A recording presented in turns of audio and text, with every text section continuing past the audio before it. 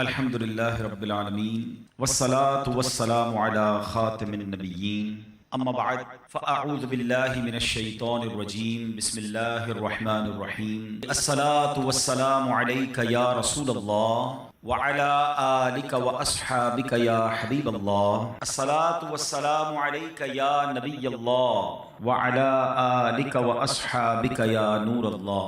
الحمدللہ عز و جل درود پاک پڑھنے کے بے شمار فضائل و برکات ہیں. ایک بہت ہی خوبصورت حدیث پاک ہے. میرے آقا علیہ الصلوۃ والسلام فرماتے ہیں من صلی علیہ صلاۃ واحدۃ صلی اللہ علیہ عشرہ. جو کوئی شخص مجھ پر ایک بار درود پاک پڑھے اللہ کریم اس پر اپنی 10 رحمتیں نازل فرماتا ہے. فرمایا ومن صلی علیہ عشرا صلی اللہ علیہ مئۃ. جو مجھ پر 10 بار درود پاک پڑھے رب کریم اس پر 100 رحمتیں نازل فرماتا ہے. پھر فرمایا ومن صلی علیہ مئۃ صلی اللہ علیہ الفا. جو مجھ پر 100 بار درود پاک پڑھے اللہ اس پر 1000 رحمتیں نازل فرماتا ہے. کاروباری لوگ بیٹھے ہیں, ہم نارملی اپنے سرمایہ کو ملٹیپل کرنے کی کوشش کر رہے ہوتے ہیں. اس کی ملٹیپلیکیشن دیکھیے, 1 درود 10 رحمتیں, 10 درود 100 رحمتیں, 100 درود 1000 رحمتیں. اگر میں اور آپ چاہتے ہیں کہ دن رات مجھ پر رحمتوں کی برسات رہے, میری سیکیورٹی رہے, میں گھر سے جاؤں تو خیر سے جاؤں, خیر سے واپس آؤں, تو درود پاک کو اپنا ورد بنائیے. مگر اس حدیث کا جو اگلا پارٹ ہے نا وہ اور بڑا ہی خوبصورت ہے. آقا فرماتے ہیں علیہ الصلوۃ والسلام ومن صلی علیہ الفا. جو مجھ پر 1000 بار درود پاک پڑھے زحمت کتفہ کتفی علی باب الجنہ. آقا فرماتے جنت کے دروازے پر اس کا کاندھا میرے کاندھے سے چھو رہا ہوگا. آپ ذرا سمجھئے کاندھے سے کاندھا کس سے چھوتا ہے؟ امام صاحب اعلان کرتے ہیں مسجد میں ذرا کاندھے سے کاندھا ملا کر سفید سیدھی کر لیں. ویری نیکسٹ ٹو می, جو بالکل میرے برابر میں ہوتا ہے نا, میرا کاندھا اس سے ٹچ ہوتا ہے. میں تو وہ امتی ہوں, وہ غلام ہوں جو تمنا رکھتا ہوں کہ آقا علیہ السلام اپنے پیچھے پیچھے جنت میں لے جائیں تو بھی میرا بیڑا پار ہے. مگر ادھر سے کرم نوازی دیکھیں کہ آپ فرما رہے ہیں کہ میرے ساتھ جنت میں ایسے جائے گا کہ اس کا کاندھا میرے کاندھے سے چھو رہا ہوگا. یہ ہے درود پاک. تو بہرحال درود پاک it's a beautiful way to spend your time with رحمہ ود برکہ. جتنا ہو سکے درود پاک پڑھتے رہیں. آئیے مل کر محبت کے ساتھ بآواز بلند درود پاک پڑھ لیں. صلو علی الحبیب صلی اللہ تعالی علی محمد صلی اللہ علیہ وسلم. 10 رمضان المبارک ہماری امی حضور ام المومنین حضرت خدیجۃ الکبریٰ رضی اللہ تعالی عنہا کا یوم بھی ہے. آپ کا وصال نبوت کے 10ویں سال 10 رمضان المبارک کو ہوا. یہ وہ عظیم ہستی ہیں, سبحان اللہ. میرے آقا علیہ الصلوۃ والسلام ان سے اتنا پیار فرماتے, اور نبی پاک علیہ الصلوۃ والسلام کو جس طرح انہوں نے سپورٹ کیا. یہ اسلام کے ابتدائی ایام تھے, یعنی ہماری خواتین کے لیے وہ رول ماڈل ہیں کہ اپنے شوہر کے ساتھ برتاؤ کیسا ہونا چاہیے, اور اسپیشلی ٹف ٹائم میں. آپ طیبہ, طاہرہ, زاہدہ, صدیقہ, اور آپ عظیم ہستی ہیں کہ نبی پاک علیہ الصلوۃ والسلام کی جو پہلی زوجہ ہیں وہ آپ ہیں. اور جب تک آپ نبی پاک علیہ الصلوۃ والسلام کی زوجیت میں رہیں میرے آقا علیہ الصلوۃ والسلام نے کوئی دوسرا نکاح نہیں فرمایا. ایک اور خوبصورت بات کہ پیارے آقا علیہ الصلوۃ والسلام کی تمام اولاد میں سوائے حضرت ابراہیم کے جتنی اولاد ہے وہ سب حضرت خدیجۃ الکبریٰ رضی اللہ تعالی عنہا سے ہے. اور سبحان اللہ رہتی دنیا کے سیدوں کی نانی جان جو ہیں وہ حضرت خدیجۃ الکبریٰ رضی اللہ تعالی عنہا ہے. جنت المعلی میں آپ کا مزار شریف موجود ہے, مکہ مکرمہ میں. اللہ تربت حضرت خدیجہ پر اپنی کروڑوں رحمتوں کی بارش نازل فرمائے, اور ان کے صدقے ہماری مغفرت فرمائے, اور ہماری ماؤں بہنوں کو ان کی سیرت سے اپنی زندگی میں امپلیمنٹیشن کرنے کی توفیق عطا فرمائے. چونکہ بات خاندان نبوت کی ہوئی ہے, اور سبحان اللہ آئیے اسی خاندان کی نسبت سے میں ایک بڑا ہی ایمان افروز آپ کو واقعہ سناتا ہوں, جس ایک واقعے میں ہم سب کے لیے بہت کچھ ہے. ماجرا یہ تھا کہ مولا علی شیر خدا کرم اللہ تعالی وجہ الکریم کے گھرانے میں 5 افراد تھے. بی بی فاطمہ خاتون جنت, حضرت امام حسن, حضرت امام حسین, اور ان کا ایک غلام تھا اس کا نام تھا حارث. یہ 5 افراد رہتے تھے, اور 3 دن گزر گئے ان کے پاس کھانے کو کچھ نہیں تھا. 3 دن تک فاقہ ہے, کھانے کو کچھ نہیں ہے. خاتون جنت بی بی فاطمہ رضی اللہ تعالیٰ عنہ نے مولا علی سے کہا اے علی جا کر میرا یہ لباس بیچ کر آ جاؤ. ذرا میں تھوڑا سا واقعہ یہ بریک کرتا ہوں, ہم ساتھ ساتھ سیکھتے بھی جائیں گے تو انشاءاللہ آج بیان میں آنے کا مقصد بھی پورا ہو جائے گا. یہ گھرانہ کون سا ہے؟ یہ میرے آقا کا گھرانہ ہے. یہ نبی پاک علیہ الصلوۃ والسلام کی جگر کا ٹکڑا بی بی فاطمہ رضی اللہ تعالیٰ عنہ کا گھر ہے.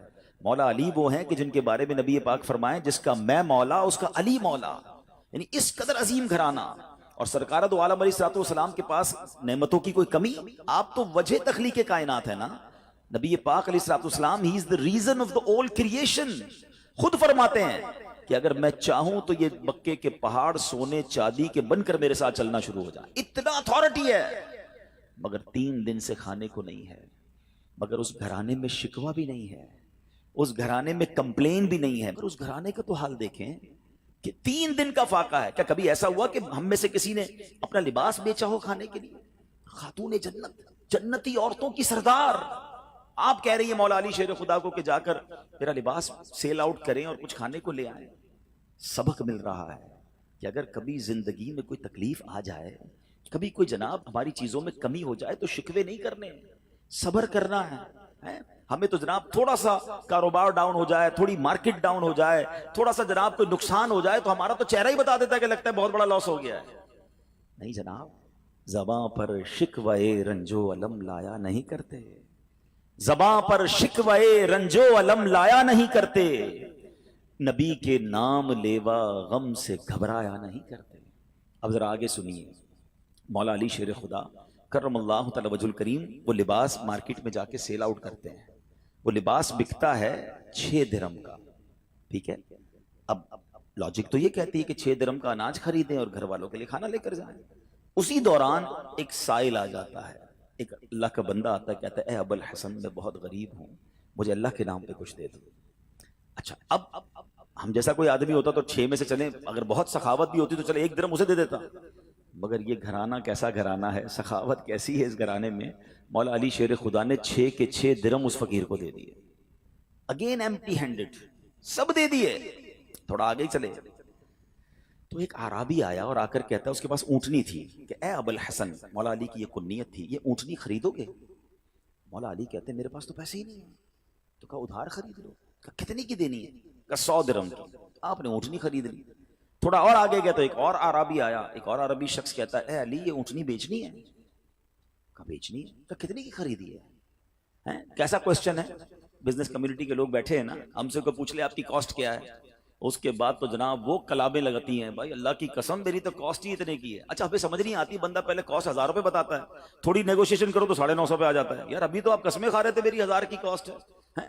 ہمارا یہ حال ہے. مولا علی شیر خدا گھر میں کھانے کو کچھ نہیں ہے، آپ فرماتے ہیں 100 درہم کی خریدی ہے. سچ کو آنچ نہیں ہے. وہ بندہ کہتا ہے 160 کی دینی ہے. آپ نے کہا بالکل دینی ہے. 160 میں آپ نے سیل کر دی. تھوڑا آگے گئے تو پہلے والا جو عربی تھا وہ آیا، کہا اے علی وہ اونٹنی کہاں گئی؟ کہا میں نے بیچ دی. کہا میرے پیسے دے دو. آپ نے 100 درہم دے دیے. خوشی خوشی گھر آئے اور بی بی فاطمہ کے ہاتھ میں 60 درہم رکھ دیے. خاتون جنت کہتی ہیں اے علی میرا جوڑا اتنا قیمتی تو نہیں تھا کہ 60 درہم کا بک جاتا. سنو مولا علی کیا کہتے ہیں. کہتے ہیں میں نے اللہ سے تجارت کی ہے، میں نے اللہ سے کاروبار کیا ہے. 6 ملے تھے وہ اللہ کی راہ میں خرچ کیے، اللہ نے مجھے 60 لوٹا دیا ہے. ہائے ہائے ہائے. اب سنیے، اب آگے سنیے اس کی اور اس واقعے کا خوبصورت ٹرن اور سنیے گا، ایمان تازہ ہو جائے گا. اس گھرانے کی شان کیا ہے.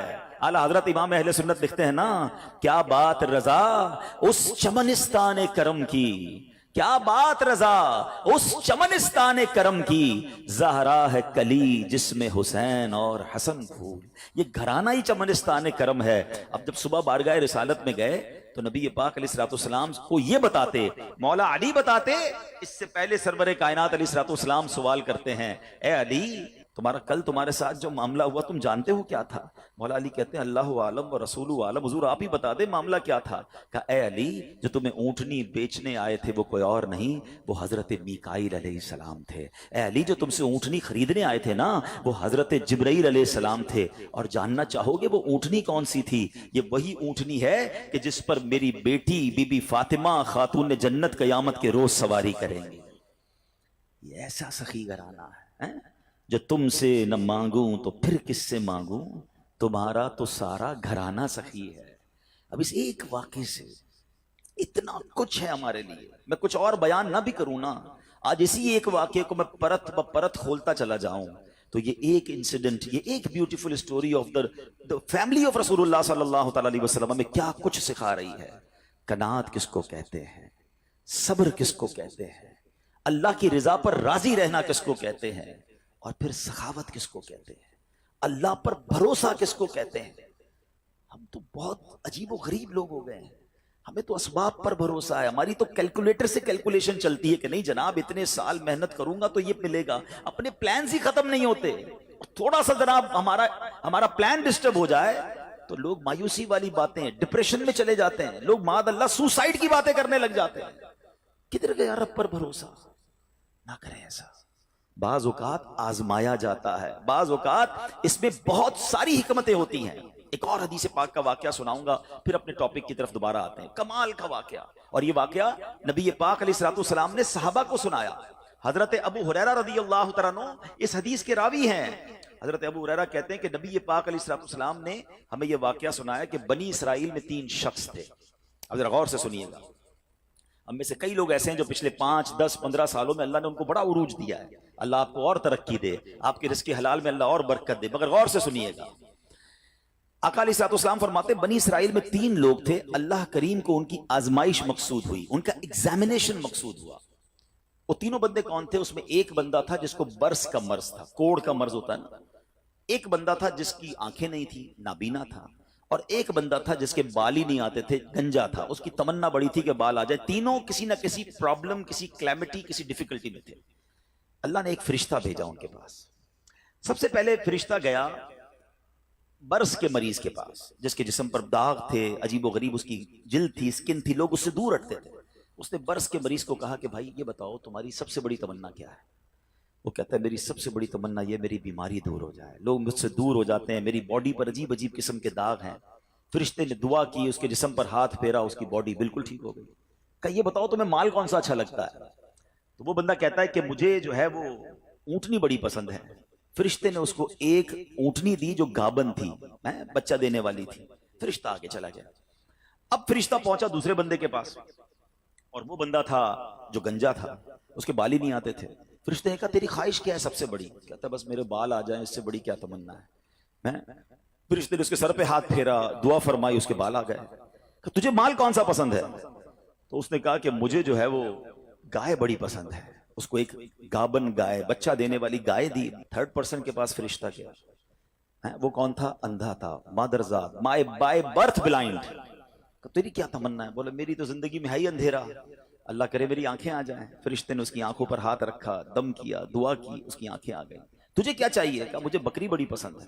اس کو بکری دی جو بچہ دینے والی تھی، اور اس کے بعد وہ فرشتے نے برکت کی دعا دی، چلا گیا۔ اب اللہ کی شان دیکھی، اللہ نے ان تینوں کے مال میں خوب برکت دی، ہزاروں بکریاں ہو گئیں، ہزاروں اونٹ ہو گئے، ہزاروں گائیں ہو گئیں، یعنی اس زمانے کے وہ ملینر بلینر بن گئے۔ آفٹر سم ٹائم فرشتہ جاتا ہے اب وہ پہلے بندے کے پاس، برس کے مریض کے پاس، اور فرشتہ بھی اسی اپیرنس میں جاتا ہے، فرشتہ خود بھی برس کا مریض بن کے جاتا ہے، اور جا کر کہتا ہے بھائی مجھے کوڑ کا مرض ہے، ایک غریب مسافر ہوں، اللہ نے تجھے بڑا مال دیا ہے، ایسا کر کہ جو اتنی سارے تیرے پاس سینکڑوں ہزاروں اونٹ ہیں، مجھ غریب کو ایک اونٹنی دے دے۔ وہ بندہ کہتا ہے کہ یہ تو میں نے خود کمایا ہے، یہ تو سب میری ایفرٹ ہے، میرے تو باپ دادا کی میراث ہے۔ کہ یہ تجھے اللہ نے نہیں دیا؟ تو کچھ عرصہ پہلے غریب تھا۔ کہتا ہے نہیں کس نے کہا تجھے؟ میں تو پہلے سے ہی مالدار تھا، میرے تو فیملی کا یہ سارا مال ہے، یہ میں نے اپنی محنت سے کیا ہے۔ فرشتے نے کہا ٹھیک ہے، اگر تو سچا ہے تو ٹھیک ہے، اور اگر تو جھوٹا ہے تو اللہ تجھے پہلے جیسا ہی کر دے۔ فرشتہ دوسرے کے پاس گیا۔ اب کس کے پاس گیا؟ گنجے کے پاس۔ کہ بھائی میں بڑا غریب انسان ہوں، مسافر ہوں، تجھے اللہ نے بڑا مال دیا، اتنی گائے ہیں، ایک گائے مجھے دے دے، تو بھی تو غریب تھا کچھ عرصہ پہلے۔ کہتا کس نے کہا تمہیں میں غریب تھا؟ میں تو شروع سے مالدار ہوں، میرے باپ دادا کی جائیدادیں تھی، یہ تو میرا اپنا کمایا ہوا مال ہے، میں نے کیا ہے سب کچھ، میرے پاس کچھ نہیں ہے تجھے دینے کے لیے۔ ٹھیک ہے اگر تو صحیح کہتا ہے تو ٹھیک ہے، اگر جھوٹ بولتا ہے تو اللہ تجھے پہلے جیسا کر دے۔ اب فرشتہ تیسرے بندے کے پاس گیا جو اندھا تھا، پہلے آنکھ والا ہو گیا تھا۔ فرشتہ آنکھ بغیر کا بن کے اس کے پاس گیا کہ بھائی میری آنکھیں نہیں ہیں اور میں غریب بھی ہوں، تجھے اللہ نے اتنی بکریاں دی ہیں، کچھ مجھے بھی دے دے۔ وہ پتہ ہے اندھا کیا کہتا ہے؟ سابقہ اندھا، سچی بات ہے، آنکھ والا تھا وہ۔ کہتا ہے بھائی ٹھیک کہتے ہو، میں تو پہلے اندھا تھا، میرے پاس تو کچھ بھی نہیں تھا، یہ سب میرے رب نے دیا ہے مجھے۔ تو بھی اسی پرابلم میں جس پرابلم میں میں پہلے تھا۔ اے میرے بھائی تجھے جو لینا ہے لے لے، مجھے رب نے کہاں سے کہاں پہنچا دیا، میرے پاس تو تھا ہی کچھ نہیں، تو بھی میری طرح غمزدہ ہے۔ اے بھائی یہ بکریاں تیری، جتنی چاہیں لے جا۔ فرشتہ کہتا ہے مجھے کچھ نہیں چاہیے، اللہ تیرے مال میں برکت ڈال دے، یہ تیری آزمائش تھی جس میں تو کامیاب ہو گئی۔ یہ حدیث پاک میں نبی پاک علیہ الصلوۃ والسلام نے واقعہ صحابہ کو سنایا۔ آج سچ بتائیں ہماری کیفیت کیا ہے؟ ہم جب کچھ بن جاتے ہیں تو ہماری زبانوں پر یہ آتا ہے کہ یہ میں نے کیا ہے، یہ میرا کمال ہے، یہ میرے بیسٹ ڈیسیشن تھے، یہ میرا وقت پہ فیصلہ تھا، میں نے پراپرٹی اٹھا لی تھی تو جناب اتنے آگے پہنچ گیا۔ نہیں پیارے اسلامی بھائیوں، یہ نہ کرنا۔ ہمیشہ زندگی میں ایک ذہن بنائی رکھنا کہ جو کچھ دیا ہے وہ میرے رب نے دیا ہے، میری کوئی اوقات نہیں ہے۔ ارے مجھ سے زیادہ عقل مند لوگ موجود ہیں، مجھ سے زیادہ پڑھے لکھے سمجھدار لوگ موجود ہیں، اگر رب نے مجھے نوازا ہے تو یہ صرف اس کی مہربانی ہے۔ اور جب بندہ اترانے لگ جاتا ہے، جب اپنی شہرت، اپنے مال، اپنی عزت پر یہ گھمنڈ اختیار کرتا ہے، تو ایک بات یاد رکھیے گا، وَتُعِزُّ مَن تَشَاءُ وَتُذِلُّ مَن تَشَاءُ بِيَدِكَ الْخَيْرُ۔ اللہ جسے چاہے عزت دیتا ہے، جسے چاہے ذلیل فرما دیتا ہے۔ ہم نے کروڑوں جس کے فالوورز ہیں ان کو دیکھا منٹوں میں ذلیل ہوتے ہوئے، زکوٰۃ دینے والے دنوں کے اندر زکوٰۃ لینے والے بنتے دیکھے۔ اے میرے پیارے اسلامی بھائیوں، دنیا میں عروج والے جیلوں میں گرفتار ہوتے بھی آپ نے دیکھے۔ وقت نہیں لگتا بدلنے میں، عاجزی، انکساری اور اللہ پر بھروسہ رکھنا۔ ہم نے جو خاندان نبوت کا واقعہ سنا نا، اس میں سے سب سے بڑا میسج پتہ ہے کیا ہے؟ کہ آزمائشیں آتی ہیں، ہم نے اس آزمائش پر صبر کرنا ہے۔ ہم بے صبری کر جاتے ہیں۔ قرآن مجید فرقان حمید میں رب عز و جل نے واضح اعلان فرما دیا، یعنی کمال دیکھیں، ہمیں پہلے سے بتا دیا تمہارا ایگزامینیشن آنے والا ہے۔ کیا فرمایا؟ وَلَنَبْلُوَنَّكُمْ بِشَيْءٍ مِّنَ الْخَوْفِ وَالْجُوعِ وَنَقْصٍ مِّنَ الْأَمْوَالِ وَالْأَنفُسِ وَالثَّمَرَاتِ، یعنی اللہ نے فرمایا ان قریب تمہیں آزمائیں گے، بی ریڈی، بی کیئرفل، آپ کا ایگزام ہونے والا ہے۔ اچھا یہ بھی نہیں فرمایا کہ کسی بھی چیز سے ایگزام ہو جائے گا، ہمیں ایگزامینیشن کے کوسچن بھی بتا دیے کہ کیا کیا ٹیسٹ آ سکتا ہے۔ ہم کہتے ہیں ذرا گیس پیپر تو بتائیں، کوسچنز کیا ہوں گے؟ قرآن نے بتا دیا ہے کہ کیا کیا ٹینشن آ سکتی ہے۔ کیا فرمایا؟ بِشَيْءٍ مِّنَ الْخَوْفِ، کبھی خوف آئے گا، ڈر لگے گا، دشمن سامنے آ جائیں گے، ہیں بچوں کے لیے خوف ہو جائے گا، ماحول آپ کے آس پاس کا ڈینجرس ہو سکتا ہے۔ وَالْجُوعِ، کبھی بھوک سے پریشان ہو جاؤ گے، مال کم ہو جائے گا، غربت آ سکتی ہے۔ پھر فرمایا بِشَيْءٍ مِّنَ الْخَوْفِ وَالْجُوعِ وَنَقْصٍ مِّنَ الْأَمْوَالِ، تمہارے مال خراب ہو جائیں گے، کبھی آپ شپمنٹ منگوائیں گے، کبھی آپ نے سٹاک خریدا ہوگا، کبھی دکان لگائی ہوگی، اچانک مال میں کوئی فالٹ نکل آئے گا، آپ کا کاروبار ڈاؤن ہونے لگ جائے گا، یہ بھی ہو سکتا ہے۔ وَالْأَنفُسِ وَالثَّمَرَاتِ، تمہارے جسموں میں پرابلم آ سکتی ہے، ہم بیمار ہو سکتے ہیں، ہماری باڈی میں پرابلم، بندہ کہتا ہے چلتے چلتے بیمار ہو گیا، every thing is going good, یہ اچانک کون سا وائرس نکل آیا، یہ ٹینشن، یہ امتحان ہونا ہے۔ وَالثَّمَرَاتِ، یا تمہارے پھل، تمہارے مال، تمہارے باغات، یہ بھی خراب ہو سکتے ہیں۔ مگر آگے قرآن کیا کہتا ہے؟ یہ ایگزامینیشن سے جو پاس ہو جائے گا نا، فرمایا وَبَشِّرِ الصَّابِرِينَ، خوشخبری ہے صبر والوں کے لیے، it means good news waiting for you, یہ ٹائم نکالنا ہے، اگر صبر سے نکال گئے تو آگے کیا ہے؟ خوشخبری موجود ہے۔ الذین اذا اصابتهم مصیبہ قالوا انا للہ وانا الیہ راجعون، کہ جب ان پر کوئی مصیبت آتی ہے تو وہ کیا کہتے ہیں؟ واویلا نہیں کرتے، کہتے اللہ ہی کا مال ہے، اللہ ہی کی طرف لوٹ جانا ہے۔ کاش یہ بات سمجھ آ جائے، جب بھی آپ کو فیل ہونا کہ چلتے چلتے معاملات ڈسٹرب ہو رہے ہیں تو بی پریپیئر کہ مجھ پر ٹیسٹ شروع ہو گیا اور میں نے فیل نہیں ہونا ہے، میں نے صبر کے ساتھ یہ مشکل وقت گزارنا ہے، اللہ پر بھروسہ رکھنا ہے، اللہ پر یقین رکھنا ہے۔ اب ہمارا پرابلم یہ ہے کہ جب کسی کو کہو بھائی صبر کرو تو ساری دنیا کو بتا کر کہتے ہیں جناب صبر ہی تو کر رہے ہیں، یہ صبر نہیں ہے۔ آج کل ایک جملہ بڑا مشہور ہے، لوگ کہتے ہیں اللہ آپ کو صبر جمیل عطا فرمائے، صبر جمیل پر اجر عظیم عطا فرمائے۔ ان کو روک کے پوچھو بھائی صبر جمیل کس کو کہتے ہیں، تو کہیں گے شاید کسی جمیل بھائی کا صبر ہوگا۔ یہ کسی جمیل بھائی کا صبر نہیں ہے۔ What is the definition of صبر جمیل؟ یہ ریکوائرڈ ہے، اور وہ کیا ہے کہ دو بندے بیٹھے ہیں، ایک پرابلم میں ہے، ایک پرابلم میں نہیں ہے، لیکن ان دونوں کو دیکھ کر آپ فیصلہ نہ کر سکیں کہ کون پرابلم، پتہ ہی نہ چلے، میرا چہرہ بھی نہ بتائے میں کسی تکلیف میں ہوں۔ ہاں یہ ہے صبر۔ ہمارا تو چہرہ ہی بتا دیتا بھی خیر تو ہے، کوئی بہت بڑا لگتا ہے پرابلم ہے، ہاں بس یار بڑی مشکل میں ہوں۔ اچھا جس کو بتایا کیا وہ حل کر دے گا؟ دنیا بھر کو بتانا ہے یار سر میں بڑا درد ہے، پیٹ میں بہت درد ہے، کاروبار بڑا ڈاؤن ہے، فیملی میں بڑے پرابلمز ہیں، نہ وہ ڈاکٹر ہے کہ علاج کر دے، نہ وہ کچھ ہمارا مسئلہ حل کر سکتا ہے، مگر جو صبر کا ثواب تھا نا وہ میں نے ضائع کر دیا۔ صبر کا ثواب پتہ ہے کتنا ہے؟ سنیے گا، بلکہ میں ایک بڑی عجیب بات کرنے جا رہا ہوں، آپ کو حدیث پاک سناتا ہوں. بعض اوقات لوگ، ہم جیسے گناہگار آدمی کو یہ خیال تو نہیں آنا چاہیے، لیکن شیطان ہے نا، کبھی خیال ڈال دیتا ہے یار میں نماز بھی پڑھتا ہوں، روزے بھی رکھتا ہوں، صدقہ خیرات بھی کرتا ہوں، مشکلیں حل نہیں ہو رہی. سنو، اب 2-3 حدیثیں آپ کے سارے پرابلم سالو کر دیں گی. حدیث پاک کا مضمون ہے، اللہ کے حبیب علیہ الصلوۃ والسلام فرماتے ہیں کہ اللہ جب کسی بندے سے محبت کا ارادہ فرماتا ہے اس پر آزمائشوں کی بارش بھیج دیتا ہے نا عجیب بات. اللہ مجھ سے پیار بھی کرے اور مجھ پر آزمائشیں بھی بھیجے. حدیث کا اگلا حصہ اس کو پراپر ایلوبریٹ کرتا ہے، ڈسکرائب کرتا ہے کہ مشیت الہی یہ ہوتی ہے. حدیث کا خلاصہ ہے کہ اللہ کی رضا یہ ہوتی ہے کہ اللہ بندے نے جو دنیا میں گناہ کیے ہیں نا، خطائیں ہو گئی ہیں میرے بندے سے، اس پر کچھ آزمائشیں بھیجوں، یہ صبر کرے تو پھر میری بارگاہ میں آئے تو اس کے سارے گناہ معاف ہو گئے ہوں، میں سے جنت میں داخل کر دوں. یعنی یہ آزمائشیں تو مجھے میرے گناہ معاف کروانے آ رہی تھی، میرے اللہ کی بارگاہ میں مجھے اللہ سے قریب کرنے آ رہی تھی، اور میں نے واویلا کر کے، میں نے شکوے کر کے وہ سارا ثواب ضائع کر دیا. ایک اور حدیث پاک سنیے. اللہ رب العالمین کی بارگاہ میں بندے کا کوئی مرتبہ لکھا ہوتا ہے، ٹھیک ہے، اور بندہ عبادت کے ذریعے روزے رکھ کر، نمازیں پڑھ کے، تلاوت کر کے وہ وہاں نہیں پہنچ پا رہا ہوتا. اللہ چاہتا ہے کہ یہ بندہ اس رینک تک پہنچ جائے. اللہ اس پر آزمائش بھیجتا ہے تاکہ میرا بندہ صبر کر لے تو اس کو وہ مرتبہ عطا ہو جائے. ہائے ہائے، یعنی آزمائش مجھ پر میرے رینک بلند کرنے، میرے درجے بلند کرنے آئی، اور ہائے میری بے صبری کہ میں نے وہ سب ثواب ضائع کر دیا. نہ کریں میرے پیارے اسلامی بھائی. مشکلیں آتی ہیں. اچھا پھر پتہ ہے پرابلم کیا ہے؟ ہمارا ایک اور بڑا ایشو ہے، ہم کسی کو مسکراتا دیکھتے ہیں، کسی کو اچھے کپڑے دیکھ لیتے ہیں، کسی کی بڑی گاڑیاں دیکھ لیتے ہیں، کسی کا بڑا گھر دیکھ لیتے ہیں، ہمیں لگتا ہے یار یہ کتنا مزے میں ہے، یار میں ہی اکیلا پریشان ہوں. یہ آپ کی بھول ہے. ایک بات یاد رکھیے گا، زندگی کی گاڑی مسائل کے پہیوں پر ہی چلتی ہے. امیر کے مسئلے اور ہیں، غریب کے مسئلے اور ہیں. شہرت جس کو ملی ہے نا اس کے پرابلمز اور ہیں، جو غیر معروف ہے اس کے پرابلم اور ہیں. زمانے میں ہر کسی کو کچھ نہ کچھ ایشو ضرور ہے. یہ نہ سمجھے کہ یار یہ اتنا مسکرا رہا ہے، کیا پتہ اس مسکراہٹ کے پیچھے کتنے دکھ چھپائے بیٹھا ہے. آپ یقین کریں، بلیو کریں، ایسا نہیں ہے کہ سب لوگ 100% خوشحال ہیں. پرابلم سب کے ساتھ ہوتے ہیں. ابھی میں کیا بتاؤں آپ کو، ہمارے پاس تو لوگ دعائیں کروانے آتے ہیں نا، ایسی پرابلم بتاتے ہیں کہ پیروں سے زمین نکل جاتی ہے. بعض اوقات ہم اتنے بڑے گھر میں جاتے ہیں، اس کی گاڑیاں کروڑوں روپے کی کھڑی ہیں، ان سے ملاقات ہوئی، وہ کہتے ہیں حضرت آپ سے الگ سے دعا کروانی ہے. جب وہ بیچارہ اپنا مسئلہ بتاتا ہے نا، ہمیں لگتا ہے یار ہمارا تو غم ہی کچھ نہیں ہے، یہ کتنی بڑی آزمائش سے گزر رہا ہے، کتنی بڑی پرابلم سے گزر رہا ہے. میں آج کی آپ کو مثال دیتا ہوں.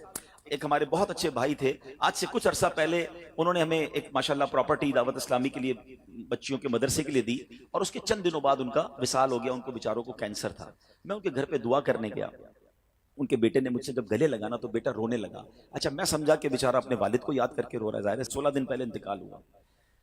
اندر گئے، دعا کی، اس کے بعد میرے کان میں کہتا ہے کہ عبدالرحیم بھائی اس وقت میری زوجہ ہاسپٹل میں ہے.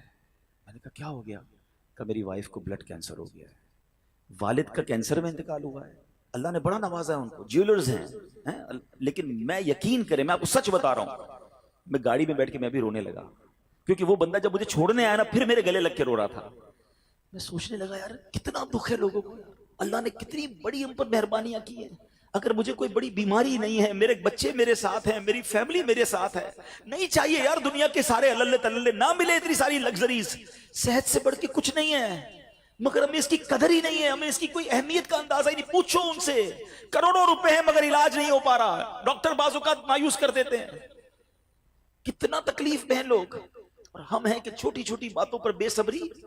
صبر تو کریں، اللہ کی رضا پر راضی تو رہیں. میں نے آپ کو خاندان نبوت کا واقعہ سنایا، ارے کھانے کو کچھ نہیں ہے مگر شکوہ نہیں ہے.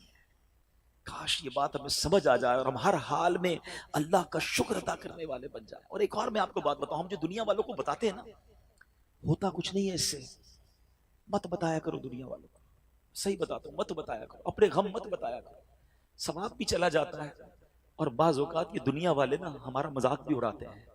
ہم جب کسی کو اپنا پرابلم بتاتے ہیں نا، ہمارے سامنے تو بڑے اچھے بنتے ہیں کہ اچھا ٹھیک ہے میں کرتا ہوں کچھ، بعد میں جا کے دنیا میں باتیں کرتے ہیں، آیا تھا میرے پاس، اس کا یہ مسئلہ ہے، ہاں باتیں بڑی کرتا ہے، بڑی پرابلم میں ہے. کیوں بتاؤں میں دنیا والوں کو؟ وہ نعت کا شعر ہے نا، کسی کا احسان کیوں اٹھائیں، کسی کو حالات کیوں بتائیں، کیوں بتاؤں میں دنیا والوں کو مجھے کیا غم ہے نا. میرے آقا سلامت رہے ہیں، اللہ کے حبیب علیہ الصلوۃ والسلام ہیں، اور رب عز و جل کی بارگاہ ہے، میں ادھر عرض کروں نا، کسی کا احسان کیوں اٹھائیں، کسی کو حالات کیوں بتائیں، آقا تم ہی سے مانگیں گے تم ہی دو گے، تمہارے در سے ہی لو لگی ہے۔ ہاں اللہ رسول کی بارگاہ میں عرض کیا ادھر آنسو بہاؤ نہ بتاؤ دنیا والوں کو۔ ایک اور کمال کا شعر ہے کہ دنیا والے تو درد دیتے ہیں، دنیا والے تو درد دیتے ہیں، زخمی دل کی دوا مدینہ ہے۔ تو جب دنیا والوں نے کوئی ہمارا بھلا کرنا بھی نہیں، نہ ان کے ہاتھ میں ہے، شفا دینے والی ذات میرے رب کی، برکت دینے والی ذات میرے رب کی، تو اللہ سے ہی باتیں کرو نا۔ تو آج سے یہ ذہن بنا لے میرے پیارے اسلامی بھائی، مشکل آنی ہے تو صبر کے ساتھ وہ وقت گزارنا ہے، اللہ کی رضا پر راضی رہنا ہے۔ وہ بڑا کریم ہے، وہ اپنے غیب کے خزانوں سے آپ کو عطا فرمائے۔ توجہ بیان کی طرف رکھیے گا۔ اور اب آتے ہیں اس پورے واقعے سے ایک اور خوبصورت بات جو ہمیں سیکھنے کو ملی، اور وہ بات کیا ہے کہ نبی پاک کے خاندان کی سخاوت کیسی تھی۔ مولا علی شیر خدا کے پاس صرف 6 درہم تھے، آپ نے وہ سب کے سب دے دیے۔ مگر آج حال یہ ہے کہ لوگ اپنی زکوٰۃ ادا نہیں کرتے۔ آج زکوٰۃ لوگوں کو بھاری پڑنے لگ گئی ہے۔ جب کیلکولیٹ کرتے ہیں کہ جناب کروڑوں روپے زکوٰۃ، تو اس کے بعد ان کو بھاری لگتی ہے۔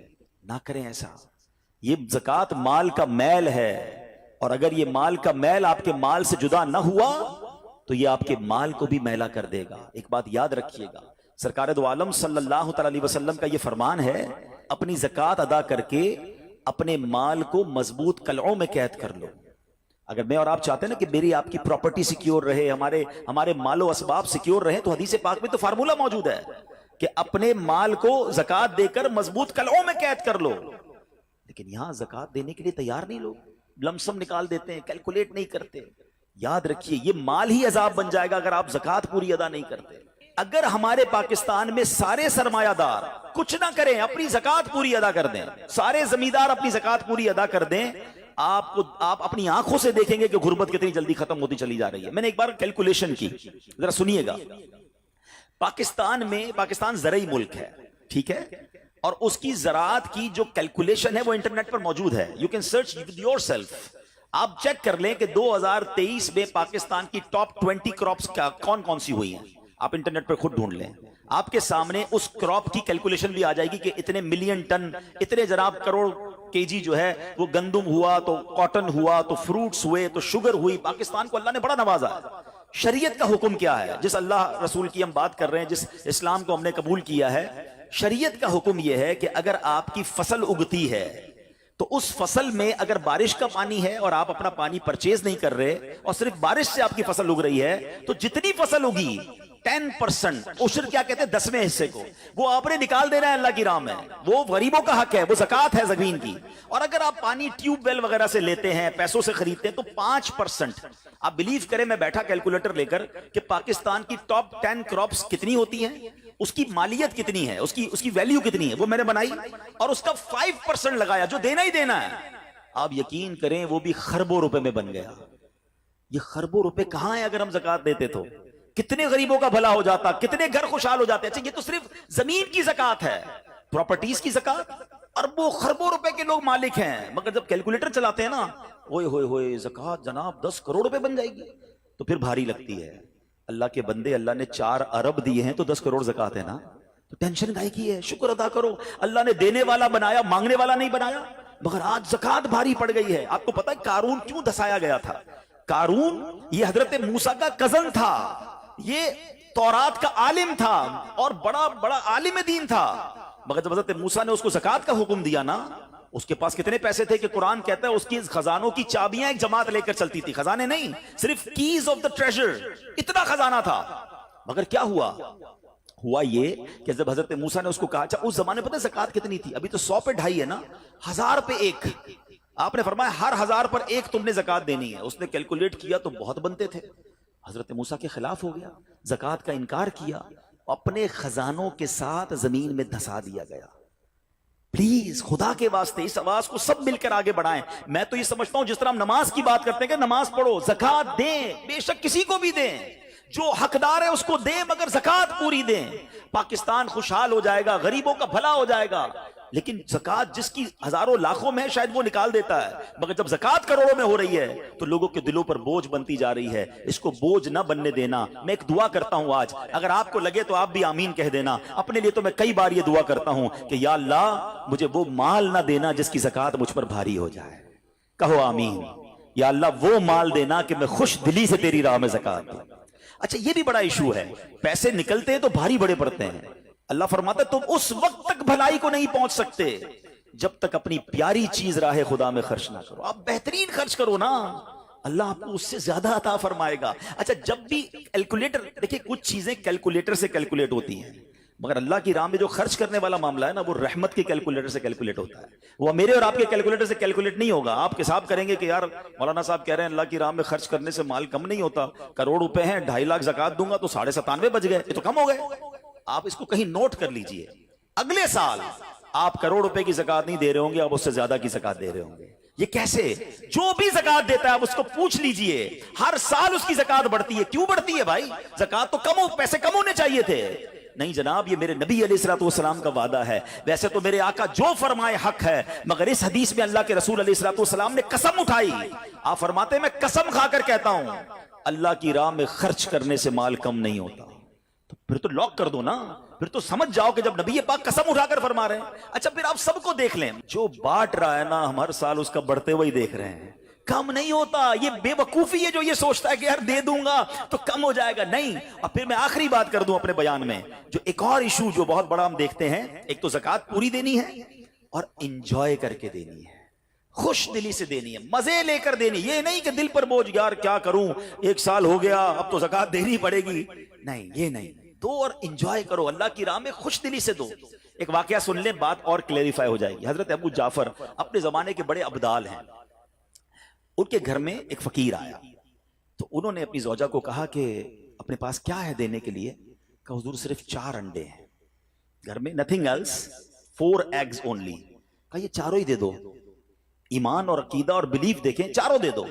چاروں دے دیے. تھوڑی دیر بعد دروازے پر دستک ہوئی، دیکھا تو ایک بندہ ٹوکری لے کر آیا. کہا کیا ہے؟ بیگم سے پوچھا. کہا آپ کے دوست نے انڈے بھجوائے ہیں. کہا کتنے آئے ہیں؟ کہا صاحب ذرا سنیے گا، کتنے آئے؟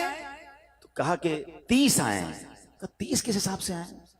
ہم نے تو 4 دیے تھے نا. آپ ایمان، ان کا عقیدہ اور ان کا بلیف دیکھیں. کیا 4 دیے تو 40 آنے چاہیے تھے. ایک کا 10 اللہ کا وعدہ ہے نا. تو کہا حضور آئے تو 40 ہیں مگر 10 انڈے ٹوٹے ہوئے ہیں. تو آپ نے اپنی زوجہ سے پوچھا کہ سچ بتاؤ جو تم نے 4 دیے تھے اس کی کنڈیشن کیا تھی؟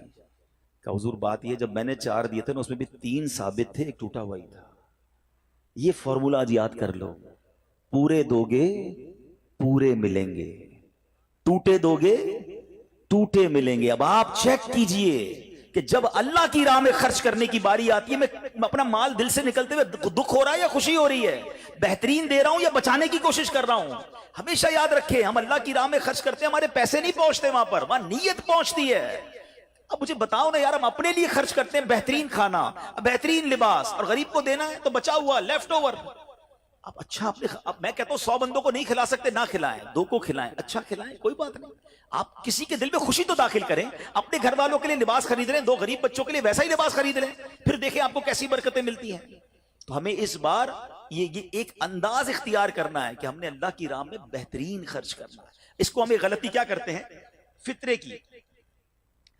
فطرے کی جو بات ہے اس میں آپ کو ایک بات بتاتا ہوں. فطرہ حدیث پاک میں 4 قسم کا بیان ہوا ہے، گندم کا، جو کا، کشمش کا اور کھجور کا.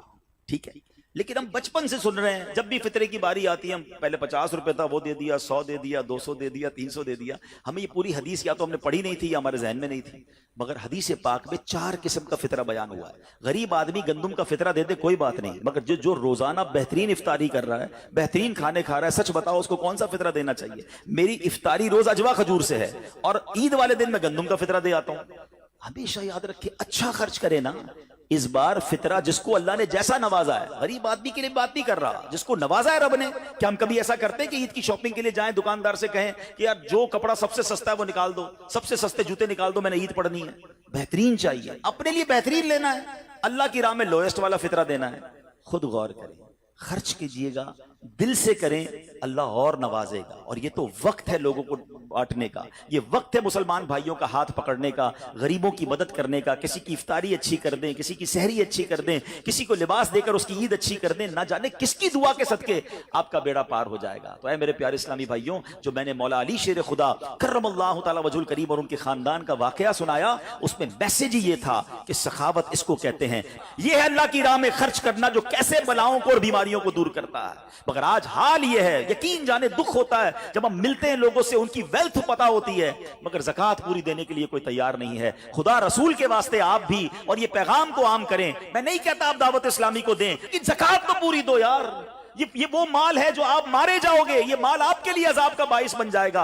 اور واللہ میں 2-4 دن پہلے ایک بزنس مین کے پاس گیا, بعض اوقات ہمیں بزنس مین بھی سکھا رہے ہوتے ہیں. کیا کمال کی اس نے مجھے بات کہی, وہ کہتا ہے عبدالحبیب بھائی میرا یہ پیغام ذرا بزنس کمیونٹی تک پہنچائیے گا کہ جو زکوٰۃ نہیں دیتے نا اور جو خرچ نہیں کرتے, ان کو پتہ ہی نہیں ہے وہ کتنا بڑا لاس کر رہے ہیں. میں جب سے میں نے بانٹنا شروع کیا ہے میرے مال میں ایسے برکت آئی ہے, میں خود حیران ہوں. میرے سامنے ڈیل ہوتی تھی وہ مجھے نظر نہیں آتی تھی, میں ادھر اللہ کی راہ میں صدقہ کرتا ہوں, ایسا لگتا ہے آنکھوں سے پردہ اٹھتا ہے, میرا کام ہو جاتا ہے. تو ان کو بتائیے آپ اپنا خود نقصان کر رہے ہیں اللہ کی راہ میں خرچ نہ کر کے. تو یہ ڈیوٹی ہے, بچپن سے سنا تھا اسلام کے 5 پلر ہیں, توحید, روزہ, نماز, حج اور زکوٰۃ. ہم زکوٰۃ کو تو ایسے اگنور کر بیٹھے ہیں کہ جناب دے دی اپنی مرضی سے, کوئی 5 لاکھ دیتا ہے, کوئی 10 لاکھ دیتا ہے. زکوٰۃ کس کو جاری ہے یہ بھی نہیں سوچ رہے کہ میری زکوٰۃ کا یہ مستحق ہے کہ نہیں, میں جس آرگنائزیشن کو دے رہا ہوں اس کے پاس کوئی زکوٰۃ ادا کرنے کا صحیح فارمولا ہے کہ نہیں, یا میں جس بندے کو دے رہا ہوں وہ زکوٰۃ کا مستحق ہے کہ نہیں. بس سر سے ایک بوجھ اتارنا ہے, لم سم اماؤنٹ دے دینی ہے, یہ نہیں چلے گا.